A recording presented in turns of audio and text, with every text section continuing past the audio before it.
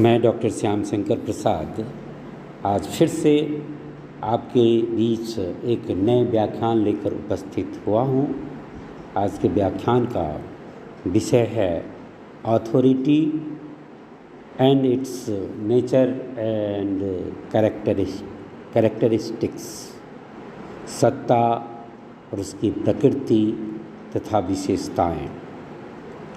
सत्ता की अवधारणा की विवेचना सुकरात, प्लेटो और अगस्टीन के समय से होती रही है, परंतु इसकी विस्तृत विवेचना 20वीं सदी में मैक्स वेबर द्वारा प्रस्तुत की गई।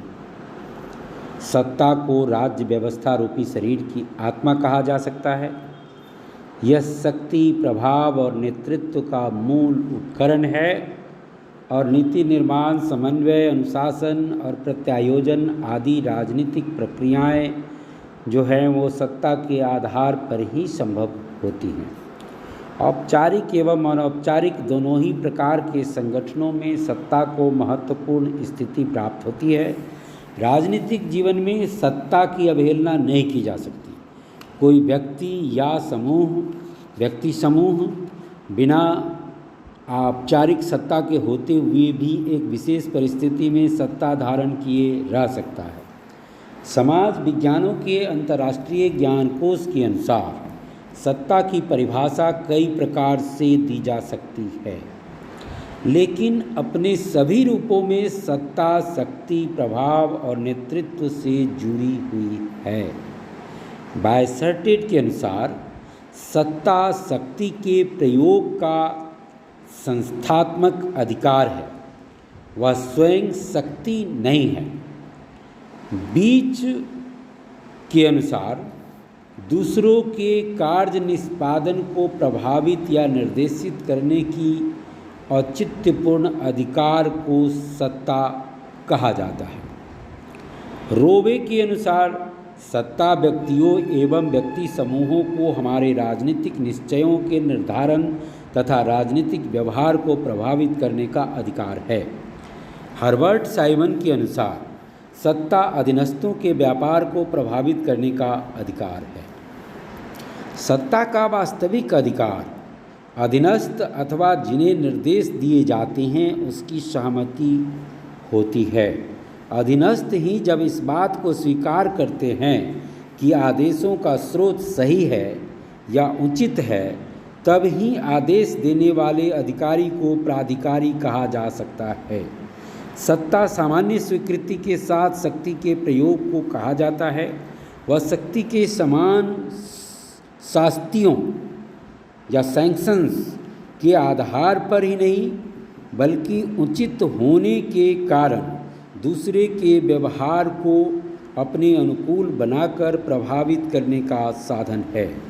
यूनेस्को की एक रिपोर्ट के मुताबिक सत्ता वह शक्ति है जो स्वीकृत, सम्मानित, ज्ञात एवं औचित्यपूर्ण हो। हर्बर्ट साइमन के अनुसार सत्ता के अंतर्गत वरिष्ठ एवं अधीनस्थ के व्यवहार आते हैं।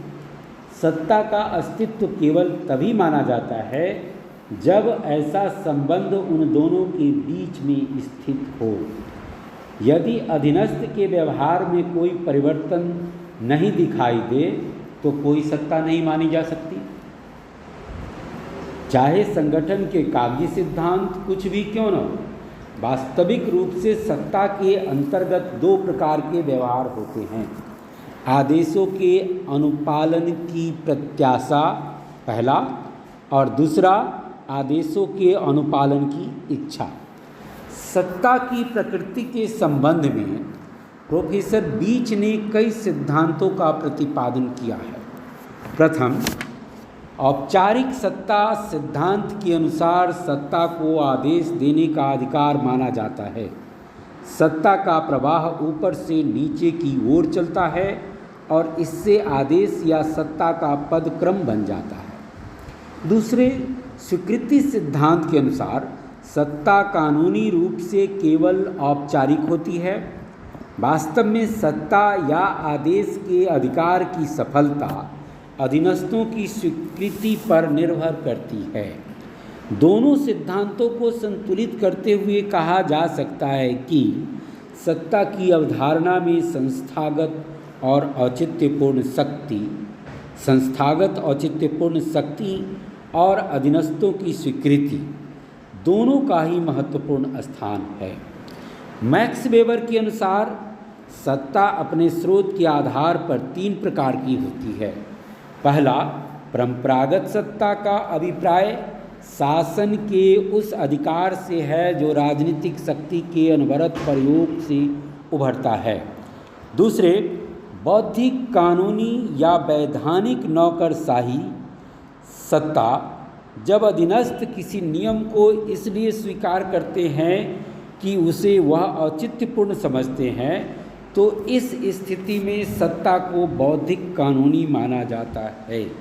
यह सत्ता संवैधानिक नियमों के अंतर्गत धारण किए गए पद से प्राप्त होती है।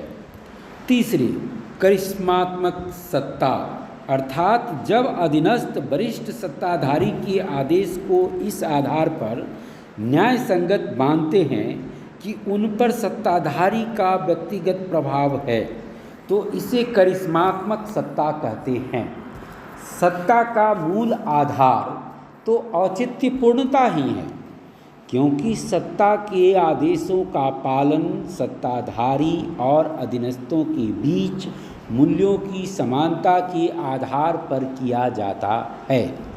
इसके अतिरिक्त विश्वास, विचारों की एकरूपता, विभिन्न दंड विधान, अधीनस्थों की प्रकृति तथा पर्यावरणात्मक दबाव आदि भी सत्ता के आधार रूप में कार्य करते हैं।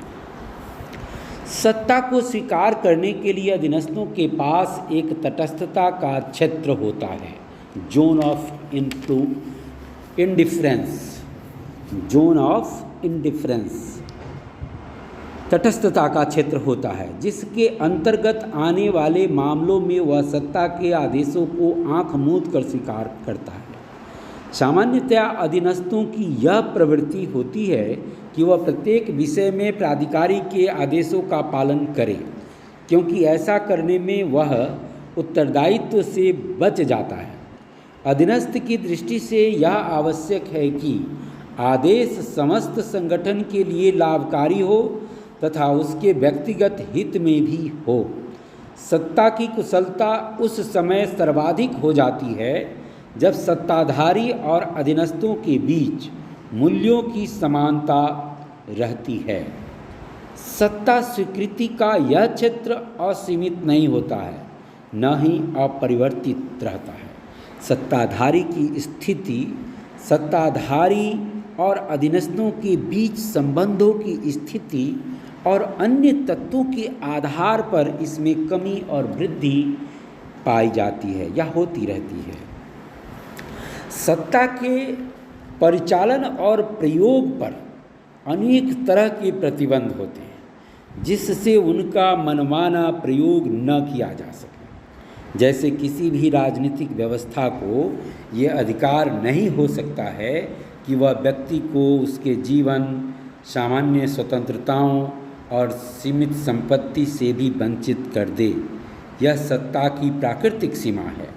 प्रत्येक राजनीतिक व्यवस्था के कुछ निर्धारित और उद्घोषित लक्ष्य होते हैं तथा सत्ता इन लक्ष्यों एवं आदर्शों का उल्लंघन नहीं कर सकती है। इसके अतिरिक्त विभिन्न व्यवस्थाओं में प्रायः उनमें काम करने वाले कर्मचारियों का संघ होता है जो सामूहिक सौदेबाजी करते हैं। यह स्थिति भी सत्ता पर एक अवरोध लगाती रहती है। अंतर्राष्ट्रीय संगठनों और कानूनों की आंशिक मान्यताओं ने भी सत्ता पर सीमाएं लगा दी है। निष्कर्षतः कहा जा सकता है कि राजनीतिक चिंतन की सार्थकता सत्ता को सामर्थ्य प्रदान करने तथा साथ ही साथ उस पर सीमाएं लगाने में ही है, जिससे सत्ता की जनकल्याणकारी स्थिति बनी रहे। आज की कक्षा में इतना ही। धन्यवाद।